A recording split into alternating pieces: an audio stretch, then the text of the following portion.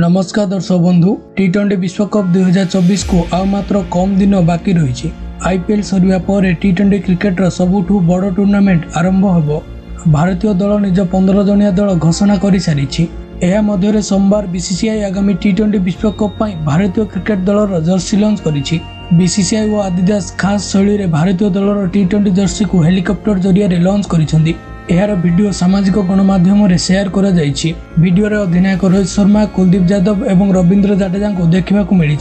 रोहित, कुलदीप एवं जाडेजा को किछि इशारा करुछन्ती। सही समय हेलिकॉप्टर टीम इंडिया जर्सी को नहीं उड़ी जाउछि। नुआ जर्सी रे बेकर त्रिरंगा रंगर वी शेप रही। जर्सी रो आग एवं पछ भाग नील रंगर रही। यार उभय पार्श्व रे गेरुआ रंगर धार रही। जर्सी लॉन्च होगा पूर्व यार फोटो सामाजिक गणमाध्यम रे लीक होइथिला। एबे आदिदास जर्सी को आनुष्ठानिक भाव जारी करिछि।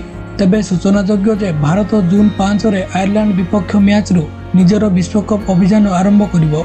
भारत सह ग्रुप ए रे पाकिस्तान, अमेरिका, कनाडा और आयरलैंड रही।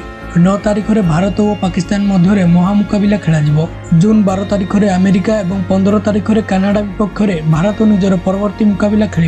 धन्यवाद।